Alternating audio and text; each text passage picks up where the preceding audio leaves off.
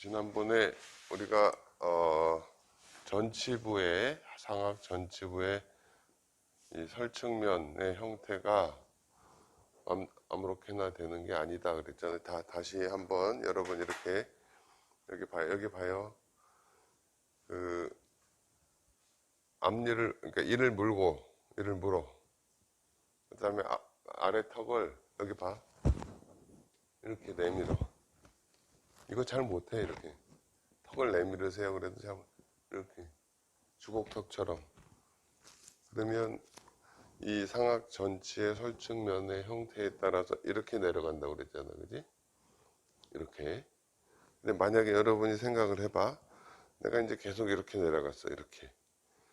근데 이를 안으로 넣겠다고 이렇게 넣어봤어.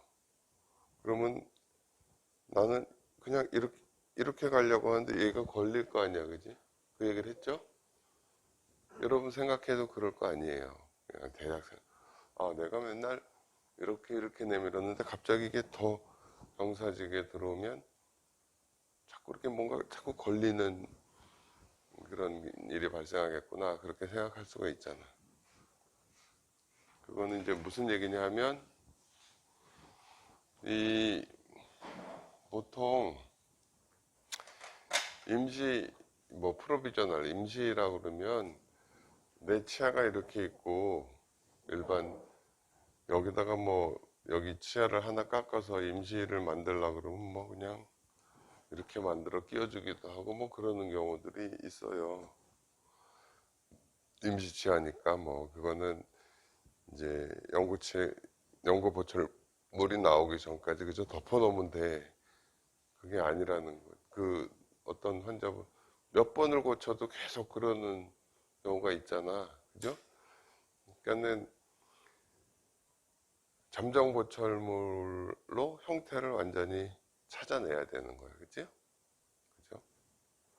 근데 이 프로비저널이 굉장히 중요하고 우리가 여러 가지 이론을 생각해서 이를 만들었다 하더라도 잘 모르는 부분, 그 환자의 특이한 부분 등등 입안 내에서 기능을 해서 확인을 해야 된다고 그랬잖아요. 그죠? 입안에서. 그게 이제 프로비저널의 외면. 이 바깥쪽의 형태를 전치도 마찬가지고 어떻게 만들 건가 하는 그런 거를 해야 되잖아. 바깥 모양을 도대체 어떻게 만들어야 돼? 그러면 우리 기공실에서 만드는 건 어떻게 만들지? 그냥 레진 깎아서 만드나? 또 웍스업을 해서 하는 게 더 편할 경우도 많지, 그지? 근데 이것도 그냥 적당히 하는 게 아니라 우리가 조금 체계적으로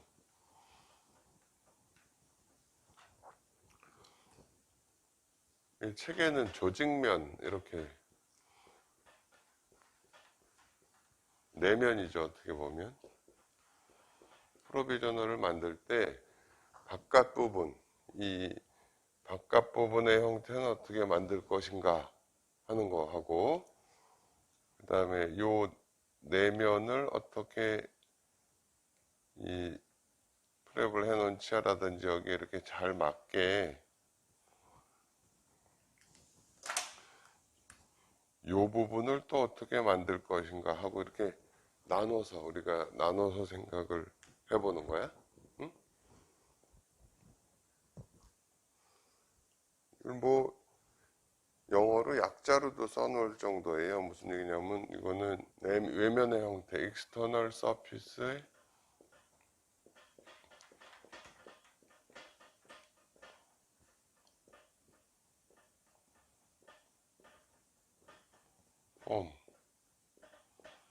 왜 바깥 면의 형태를 어떻게 만들 건가 하는 게 있고 조직면은 이제 티슈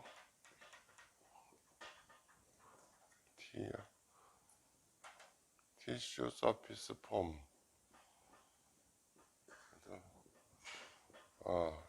우리가 보철물을 만들 때 여기 외면을 외부 형태를 어떻게 만들까, 그 다음에 이 속에 조직과 닿는 부분을 어떻게 만들까, 이렇게 나눠서 좀 생각을 해보. 이거는 여기 봐, 디지털로 밀링을 할 때도 이거를 두 가지를 다 세팅을 하지. 어? 내면에 뭐 시멘 갭은 얼마를 주고 뭐 마진은 얼마로 하고, 그 다음에 외면은 너 어떻게 하는 거랑 똑같아요.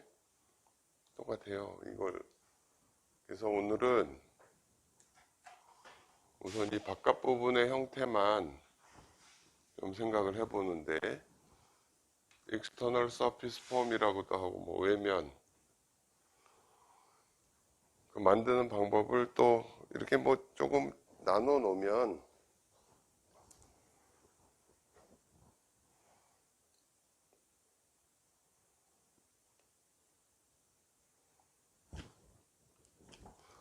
외면을 잡는 방법은 첫 번째가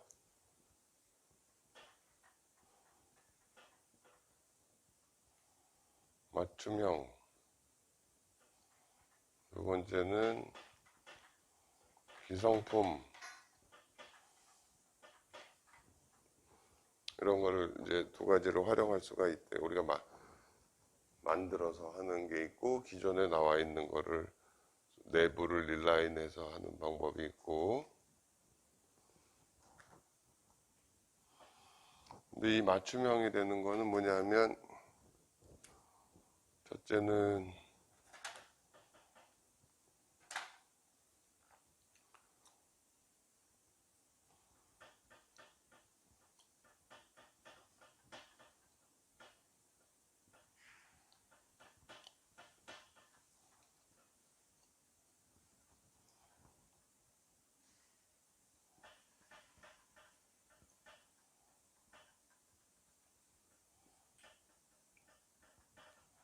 또는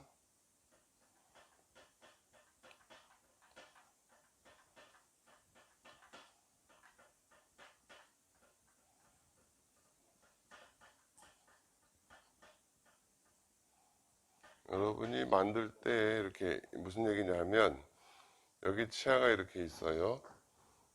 그다음에 여기도 치아가 이렇게 있어요.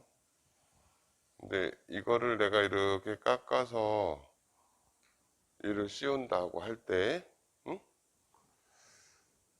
보통은 이걸 이렇게 깎아 놓은 다음에 여기다가 이렇게 레진 넣어가지고 뭐 모양 만들고 이렇게 하잖아.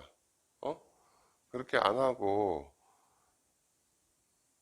깎기 전에, 치아를 깎기 전에 음형을 만들어 놓는다 이거야. 여기다가 이렇게 뭐 퍼티 같은 걸로다가 이렇게 음형을 만들어 놓고 여기다가 레진을 붓는다든지, 그러면 여기 이렇게 외형이 만들어질 수 있을 거 아니야. 껍데기의 형태가. 그지? 그지?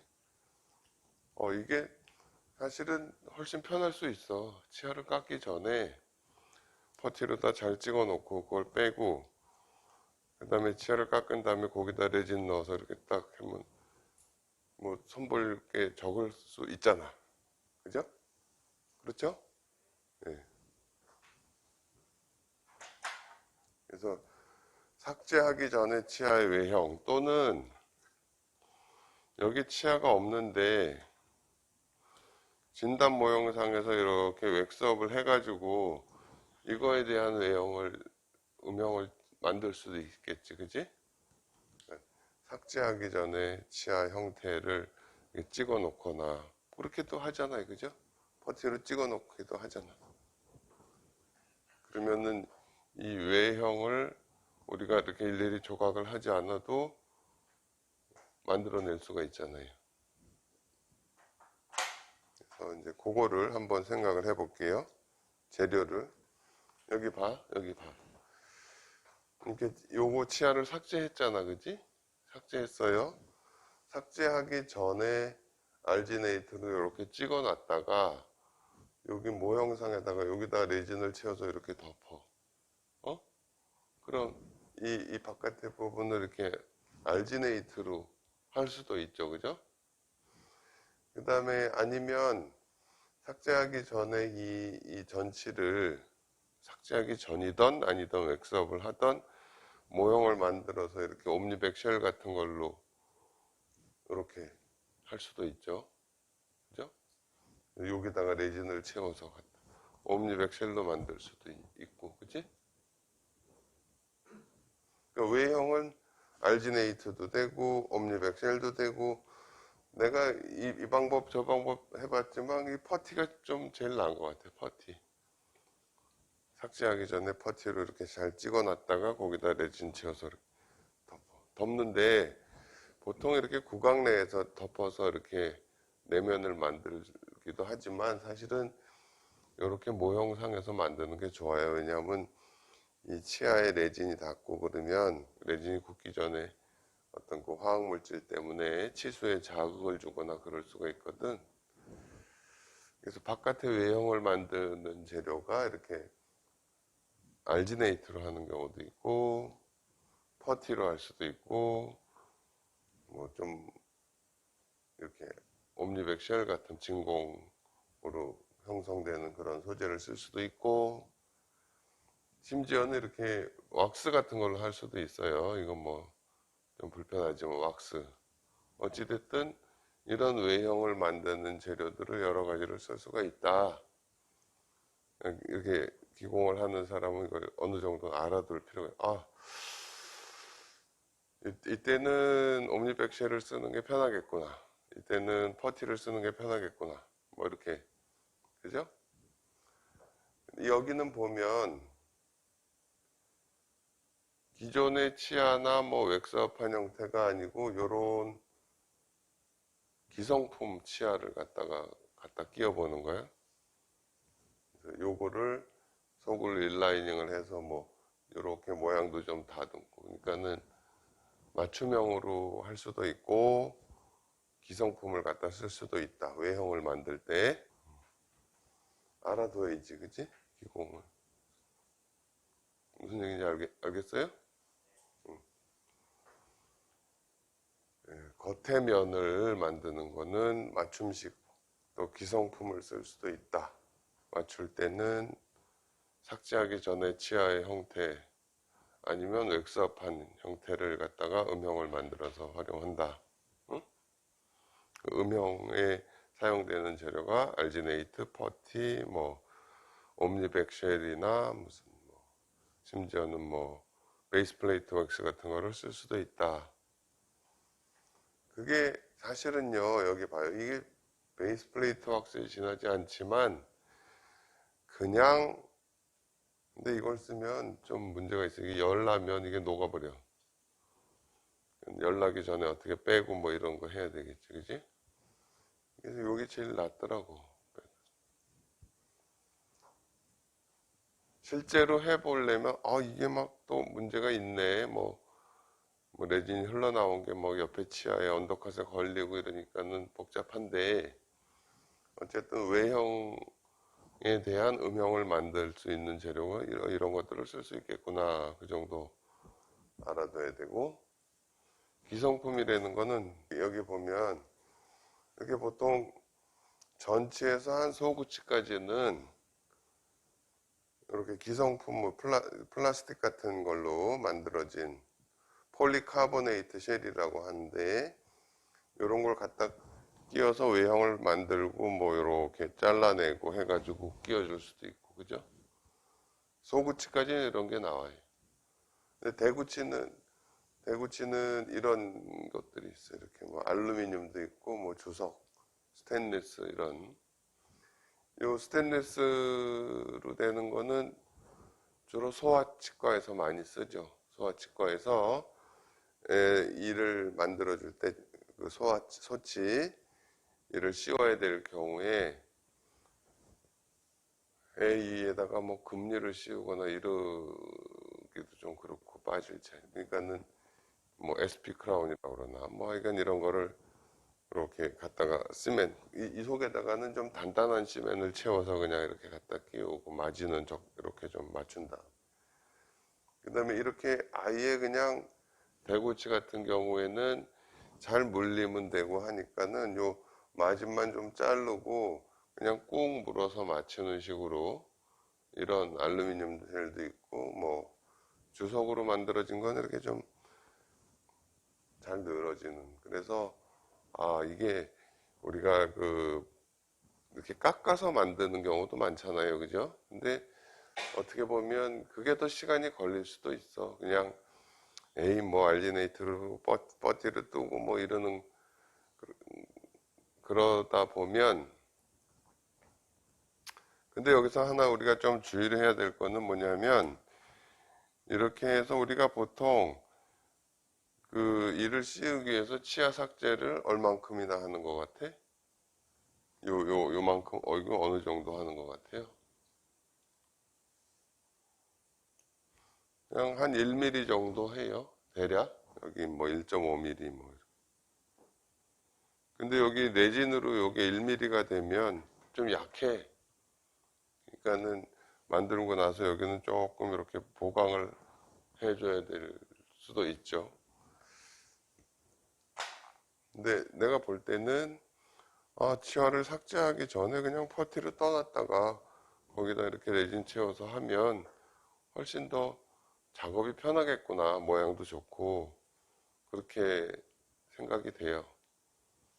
그런 것도 알아두고 그냥 뭐 보통은 뭐 치과 있는 직원들이 막 이렇게 깎아서 만드는 거를 잘하는 거를, 예전에 어떤 직원 뭐 기공위생사를법인데 뭐 저 템포러리도 잘 만든다고. 잘 만들 수는 없지. 모양이고 내면이고 이게 뭐 얼른 빨리 어떻게 한다는 얘기겠지. 근데 프로비저널이라고 절대로 적당한 형태로 대충 만드는 게 아니라는 거. 제일 좋은 거는 웩스업 해가지고 그걸로 퍼티 찍어서 이렇게 잡아주는 게 제일 낫죠. 여러 개를 이렇게 해야 될 때는, 그죠? 요런 거는 하나인 경우에 하나 보통 할 때 요런 폴리카보네이트로 만든 쉘을 쓰기도 하고. 그래서 외형은 그렇게 만드는구나. 이제 또 한 가지 방법은 디지털로 하는 게 있죠. 스캔해가지고 외형을 거기 프로그램에 있는 대로 외형을 갖다 깎게 만드는. 오늘은 이렇게 잠정 치아의 외면 형태를 만드는 거에 대해서 얘기를 했는데, 어찌됐든 이렇게 바람직한 형태의 외면이 나오도록 만들어야 된다. 그걸 할 때 여러 가지 방법이 있다. 그렇게만 아시고, 다음에 또 내면에 대한 얘기, 내면을 어떻게 맞출 건가 하는 거에 대한, 그건 뭐 뻔하지. 저렇게 아까 그거 줘봐.